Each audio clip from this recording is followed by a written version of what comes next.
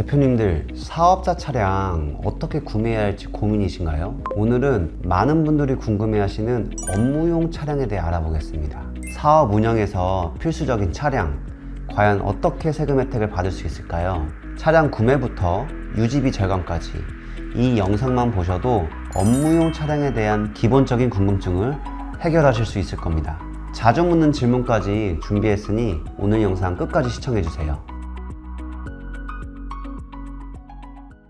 많은 분들이 리스, 할부, 일시취득, 렌탈 어떤 방법으로 구매할지 고민하실 텐데 결론적으로 말씀드리면 세금 처리 가능 여부는 똑같습니다. 다만 개개인의 상황별로 추천드리는 방법이 다른데요. 이 부분은 잠시 후에 설명드리겠습니다. 먼저 구매 방법에 따라 어떤 차이가 있는지 설명드릴게요. 자, 우리 먼저 리스부터 볼게요. 리스는 사실상 금융거래라고 보시면 됩니다. 즉, 내가 대출을 일으켜서 이자 비용을 내면서 타는 게 이제 리스거든요. 리스의 장점은 뭐냐면 내 재산에 잡히지 않아요. 뭐 이런 말씀 드리긴 그렇지만 현금 매출이 많으신 분들, 소득 금액이 안 잡히겠죠. 근데 자산이 크게 잡히면 이 소득 증빙이 안 되니까 리스 하시는 분들도 있을 거고, 혹은 건보료 때문에 리스 많이 했는데 이거는 이번에 건보료가 개편되면서 차량은 자산에 안 잡혀서 이 부분은 이제 해지가 되는 거고, 단점은 대출이다 보니까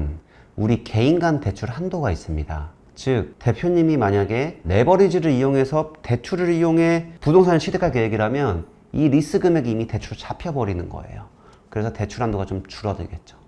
그리고 이제 대표님이 직원분하고 차량을 많이 타는 경우가 있어요. 이때 렌트가 유리하죠. 여러 명이 타는 거고 보험료도 평균보다 조금 높지만 전체적으로 저렴할 거니까. 이제 일시취득, 할부 이거 얘기하면은 요거는 명의 자체가 내 걸로 돼요. 그래서 아까 리스랑 좀 반대되는 개념이라고 보시면 되는데, 내가 이제 PCI라고 하죠. 소득이랑 소비를 분석하는 시스템. 소득 대비 소비가 높아버리면 문제가 생길 수 있거든요. 그 소비의 대표격이 등기자산 취득이에요. 차량도 취득하면 내 재산이 올라가니까 이게 어디서 났냐 라고 문제가 생길 수가 있어요. 그래서 이런 분들은 리스랑 일시취득 할부랑 이제 반대로 장단점을 생각하시면 될 것 같습니다.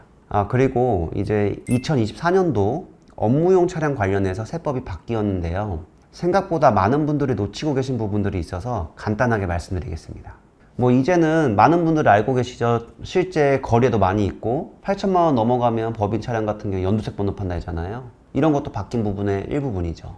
세무사님, 그럼 8천만 원 기준이라고 하셨는데 만약 8천만 원짜리 차를 할인을 받아서 8천만 원 이하라면 흰색 번호판을 달아도 되나요? 가능해요. 그리고 이렇게도 딜러분들이 영업을 하더라고요. 근데 이제 뭐 연두색 번호판 좋아하시는 분을 일부러 높여서 하는 경우도 있죠. 두 번째로는 업무용 차량 보험 가입 기준이 대폭 강화됐습니다. 많은 분들이, 심지어 법인 대표님도 가끔 업무용 차량 보험이 뭔지 모르시는 분들이 많아요.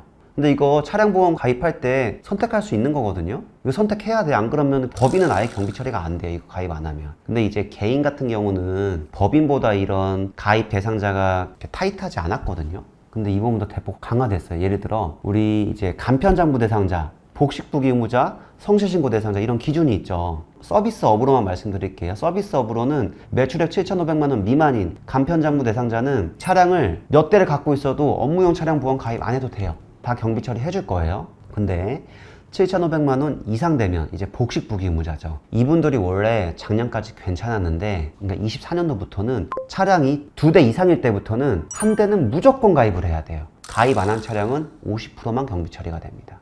근데 이제 보통 개인 사업자분들 차 2대면 대표님이 2대 다 타시는 경우는 없더라고요. 한 분은 뭐 사모님이 타시고 한 분은 내가 타죠. 근데 사모님이 타시는 걸 업무 전용 보험에 가입을 해버리면 사모님은 차량 운전하다 사고 나면 임직원 등록이 안 되어 있으면 보험 처리를 못 받아요. 근데 이것도 해결 가능한 방법이 있거든요. 근데 이건 또 영상에서 말하긴 좀 그래서 이런 분들 있으면 저한테 연락 한번 주세요. 제가 해결 방법 말씀드리겠습니다. 부가세 공제가 가능한 차량도 있는데요. 여기서 또 많이 오해하시는 분들이 렌트를 이용하면 세금계산서 발급해 주거든요. 거기 부가세 있잖아요. 그거 공제받는다고 생각하는 분들이 있어요. 계산서 받으니까. 근데 세금계산서 받는다고 공제되는 게 절대 아닙니다. 부가세 공제가 가능한 차량은 법에 명시되어 있어요. 제가 예전에 오렌지족 말한 거 기억나시나요? 오렌지족은 기본적으로 차가 좋아야겠죠. T컷하고 야타 이렇게 할 수 없잖아요. 야타 하기 어려운 차들만 부가세 공제가 가능한 거예요. 좀 정리하면 999cc 미만인 차량, 경차 혹은 9인승 이상 트럭 이런 차들만 세금 계산서를 받았을 때 부가세 공제가 됩니다. 그럼 여기서 조금만 더 팁을 나아가면 제가 만약 이런 차량들 산다고 가정해 볼게요. 리스를 한다 그러면 리스 값에 그 부가세가 포함되어 있거든요. 근데 리스는 아까 말한 것처럼 금융거래죠. 금융거래이기 때문에 부가세 공제가 안 돼요. 그럼 내가 부가세 공제를 가능한 차량을 산다는 경우는 오히려 세금 계산서를 받는 렌트나 일시 할부 취득이 훨씬 낫겠죠. 부가세 10% 환급받으니까. 세무사님, 근데 업무용 차량 구매하면은 운행일지라는 걸 써야 한다고 하는데 그게 어떤 거예요? 일단 운행일지는 언제 이 차량을 누가 어떤 용도로 썼는지를 작성하는 거예요. 이거 나온 취지가 개인 사업자든 법인이든 차량을 사적으로 이용하는 경우가 되게 많거든요. 이거를 막고자 만든 제도인 게 운행일지죠. 그래서 다 작성해야 되는 거예요. 대표님들마다 각각의 상황이 다르실 거예요. 이제 상황별 예시로 어떤 구매 방법이 유리한지 설명드리겠습니다.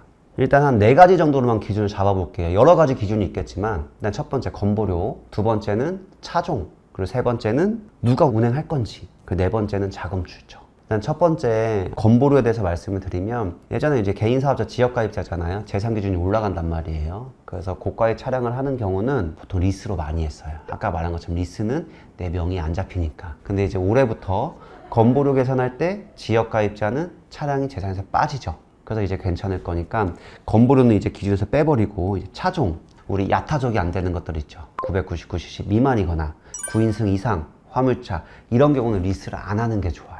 왜냐? 리스를 산정하는 기준에는 그 리스 회사가 차량을 구매할 때 들어간 부가세가 이미 포함되어 있거든요. 근데 그냥 우리가 렌트하든 일시든 할부 취득하면 실제로 우리가 부가세 주고 그대로 환급받으니까. 그래서 그 차종에 따라서 리스를 할 건지 안 할 건지 생각해 보시면 좋을 것 같고, 이제 누가 운행할 건지, 실제로 그 운행을 임직원들이 같이 할 거라면 렌트카가 좋을 거예요. 하오가 붙는 단점이 있긴 하지만 실제적으로 보험료가 낮춰질 거고, 두 번째로는 렌트카는 차 마음대로 써도 되잖아요. 리스는 나중에 인수도 해야 될 필요도 있을 수 있고 일시할부는 아예 내 거니까 말할 것도 없지만 렌트는 쓰고 반납하면 되는 거니까. 그래서 여러 명이 타실 경우는 렌트를 한번 고민해 보시고, 그리고 이제 마지막으로 자금 출처. 사실 요새 현금 매출이 이제 많은 경우는 별로 없는데 간혹 개인 사업자인데도 세금 신고를 되게 공격적으로 하는 분들이 있어요. 세금 못 낼 거고 폐업 하실 거고 뭐 이런 갖가지 이유로 경비 처리 과다하게 한단 말이에요. 그럼 소득은 몇 천만 원인데 소비가 확 높아지면 PCI로 문제가 생겨요. 그럼 이런 경우는 내 재산에 안 잡히게 소비가 안 일어나게 해야겠죠. 그럴 경우는 리스하는 거예요. 대출 받는 거니까. 기준은 되게 많은데 지금 생각나는 거 한 요 정도 4가지로만 좀 판단해 드릴게요. 그럼 자주 묻는 질문들이 몇 가지가 있는데 첫 번째로는 사업 전에 샀던 차를 사업용으로 변경할 수 있을까요? 당연히 가능하죠. 근데 이제 한 5년 전에 사서 지금 감가상각이 다 돼서 차량 가치가 없는 거 있을 수도 있죠. 그런 경우도 사업용으로 등록하면 차량 유지비, 유류 때 경비 처리 가능합니다. 두 번째, 전기차도 비용 처리가 되나요? 전기차든 하이브리드 차든 뭐 수소차든 다 가능하죠. 그럼 중고차도 비용 처리가 가능한가요? 이것도 당연히 가능해요. 근데 이제 중요한 거는 중고차 살 때 사업자가 있으시다면 계산서 받으세요. 근데 혹은 중고차도 리스 승계하는 경우 있거든요. 승계하는 순간 그것도 사업용 차량인 거예요. 네, 경비 처리 가능합니다. 오늘 영상에서는 업무용 차량을 통한 세금 절세 방법을 알아보았는데요. 업무용 차량도 다른 내용이 많아 오늘은 기본적인 내용들만 다뤄보았습니다. 차량 관련 세금은 작은 실수로도 큰 차이를 만들 수 있으니 이 영상을 통해 미리 준비하시길 추천드립니다. 특히 보험가입 의무나 개개인의 상황에 맞는 세부적인 상황을 챙기셔서 추후 세금 추징이나 불이익을 피하시길 바랍니다. 궁금하신 점은 댓글로 남겨주시면 다음 영상에서도 한 번 더 다뤄보도록 하겠습니다. 감사합니다. 세무천재 서성우였습니다.